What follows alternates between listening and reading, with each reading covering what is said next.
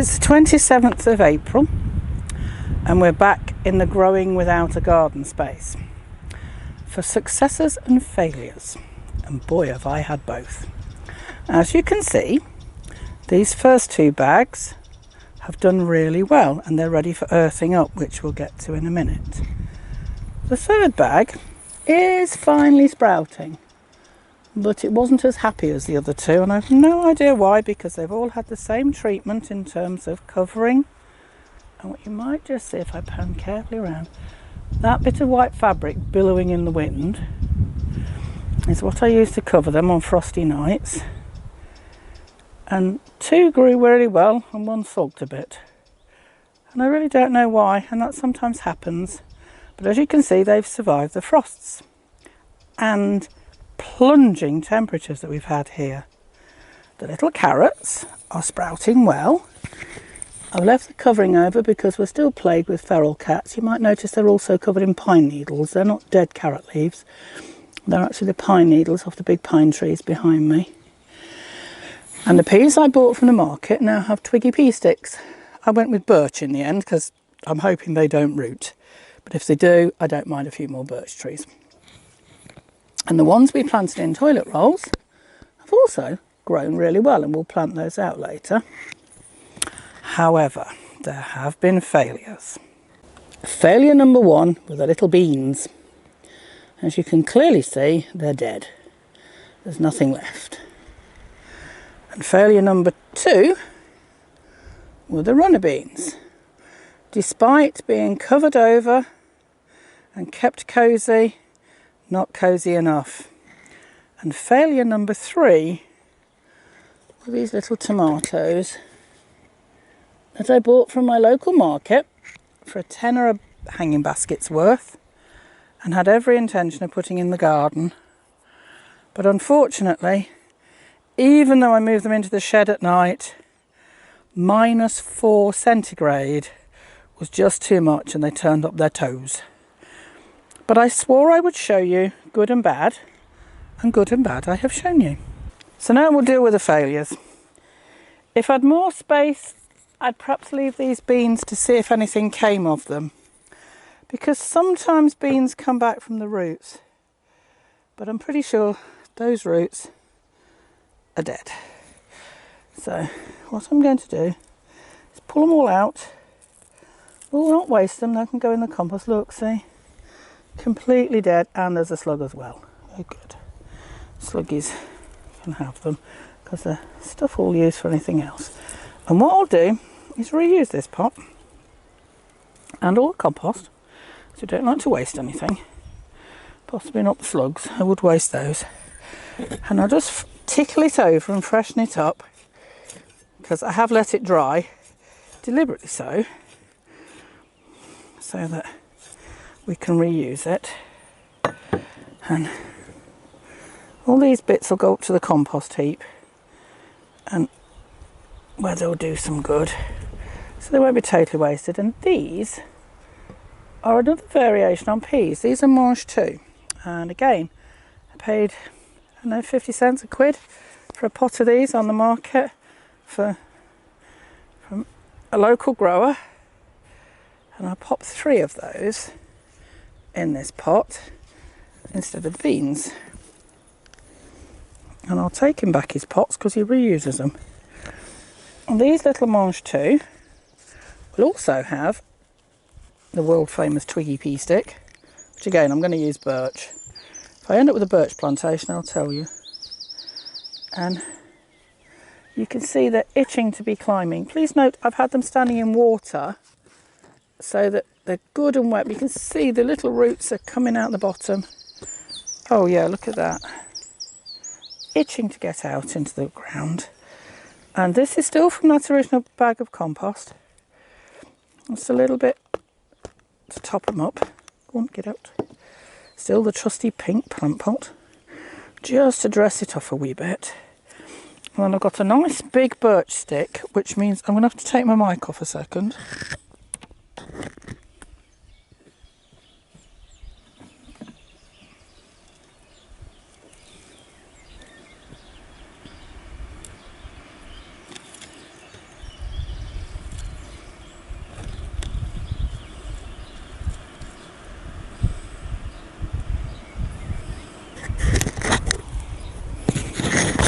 and hopefully they will now grow away. So we haven't wasted the pot, we haven't wasted the compost, and we'll still get a meal out of it. And I'm going to carry this over, so I'm going to stop the video, and DD2 will have to do some of her clever little editing to bring it back again. As for the tomatoes, I bought replacements. These poor old things, there is no way they're going to come back. They're well and truly dead. So they're well and truly gone. The roots that are in there are from the weed. So I'll get rid of all this. And again, it'll all go into the compost. It won't be completely wasted. They're all mushy and deeply unpleasant. Trusty teaspoon, let's get you out. Out you come. And all your sour soil. And of course these came ready planted, so the soil that's in with them, the compost that's in with them rather, came with them. So again, we'll tickle it over and freshen it up. And they were a patio tomato, and they're a tumbling variety, which means they'll froth down. And I had this brilliant idea that I would get a couple of pallets and attach them to each other and hang these off the pallets on one side, and then maybe have some pots of herbs as well. And I may still go with that. These are also a tumbling variety, although a slightly different one to the originals. And again, the pots will go to my friend tomorrow. I'm going to plant these, as you might notice, on their side, because they're tumbling. We want them to tumble, we don't want them to go up. So, and I read a piece this morning that said all tomatoes should actually be planted like that, because of course they're a vine crop. And I thought, that sounds fascinating, I might have a go at that. So I might plant some of my regular tomatoes that way. But for now, we'll just go with these ones. And I'm going to put, actually I'm only going to put 3 in each, because originally there were 4, but I am only going to put 3 in each, because then that hangs nicely between the hangy things, I don't know, arms I suppose of the hanging. And again, this is still our original compost, our original bag. I have a horrible feeling I'm going to need a second bag, but give them a good firming in. I'm going to need a bit more compost. I'll do that in a minute. It'll happen by magic. And I'm going to plant up the second one similarly, and then I'll take them over to the growing space. I'm still using that original bag of compost, by the way, but I think it will probably run out today once we've earthed up the potatoes. And at the moment I'm preparing this little trough just the same as I did last week for the peas that we bought. I'm just putting some cardboard because there are drainage holes in the bottom, not ventilation, drainage holes in the bottom, and the compost left to its own devices will happily wash away. So I'm just putting some cardboard in the bottom. This is cardboard that actually says seeds on it, because it was the box we used to bring some seeds over when we moved house 5 years ago. I really don't waste anything, I'm terrible. Look, odd gloves this week because one of each has disappeared. I have so many gloves and I put them down and I forget what I've done with them. I'm really hopeless. So they're probably in the shed, some will be in the cottage, and one day they might actually match, but I don't think breath holding should be undertaken on this particular score. So I'm just putting compost into the bottom, enough to give us a decent layer, and I'm going to have to take the mic off and walk over there because I didn't think ahead and the peas are over there, so I'll be back in a minute. I'm also going to show you something else. It is delightful about this country and horrendous at the same time. As I am here in broad sunlight, if I do a quick pan round, that's coming this way. So whilst we might be in sunshine at the moment, I need to work relatively quickly, otherwise I'm going to get very wet, which I will survive, but I'm not sure the camera will. So let's see how quickly we can do this. trusty pink pot out of the way.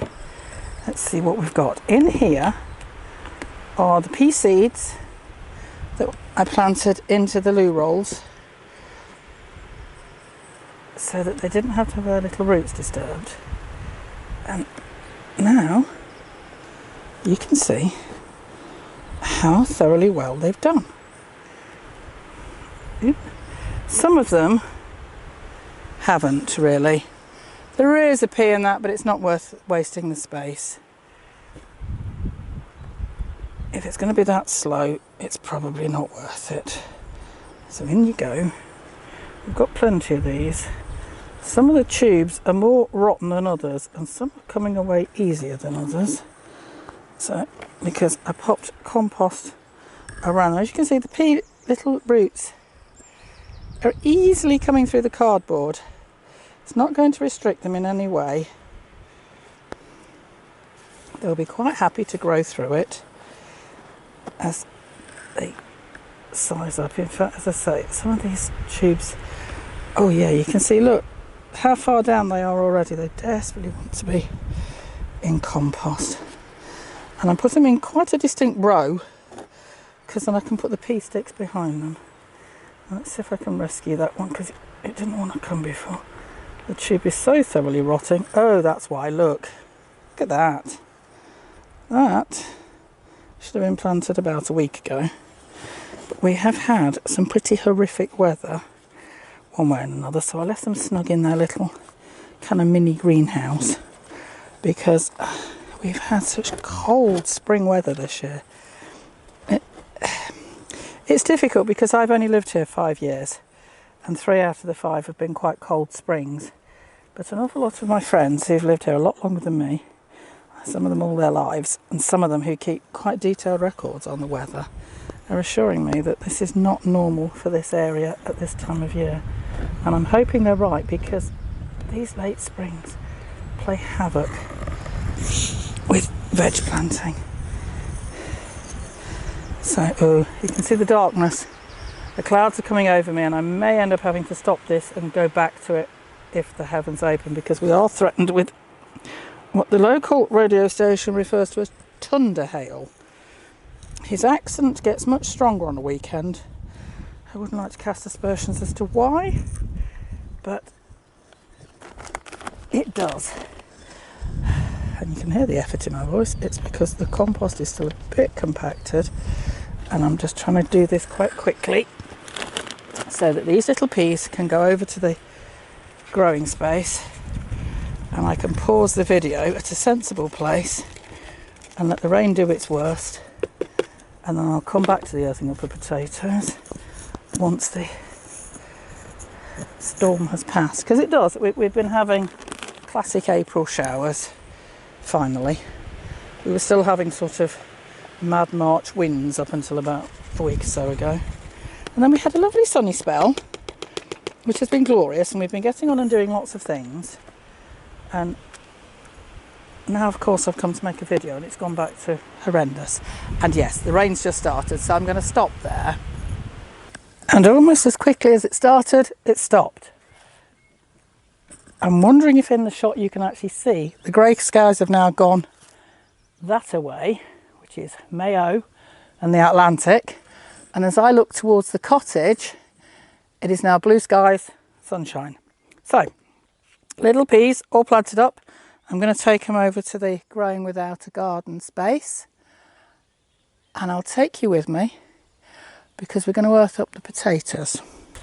Earthing up is just a gardening term for sticking more compost around the stalks. It sounds all clever. Oh, we earthed up the potatoes now. Yeah. It's another one of those terms that is just jargon, and it's not difficult and it's not complicated, and it is why I planted these potatoes in the bag, because potatoes too will happily put out fresh roots on their stems. And I'm going to roll the bag up so it'll crackle a bit, I'm afraid, but this is why they're in bags. Oops, and anticipate bashing the metal thing. And by earthing them up, you protect the growing tubers from sunlight so they don't go green and poisonous, because green potatoes are very, very poisonous. You provide them with more goodness, and you provide them with more space to put out roots. And yeah, I'm burying some of the leaves, they'll live. It also protects them a little bit from the frosts.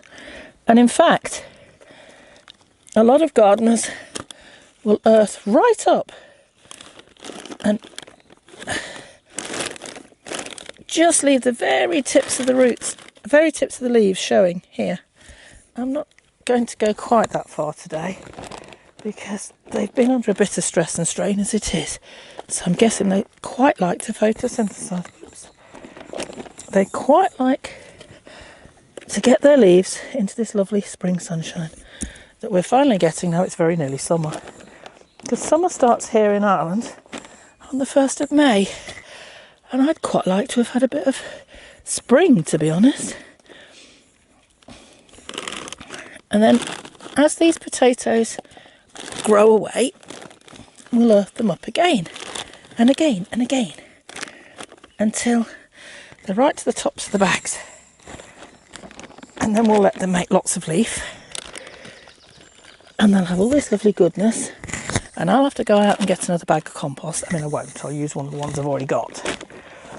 But if this had been my only bag, I'd have gone out and got another bag full, and we'll plant up some herbs.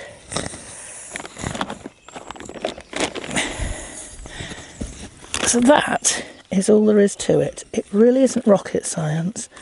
Nothing in gardening is.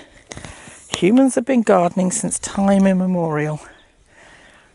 And it's not difficult, and it's not anything special. And everybody who's physically able, and even some people with some disabilities, can garden. Even if it's just growing a herb in a pot on your windowsill. Have something fresh every day. There's nothing like it.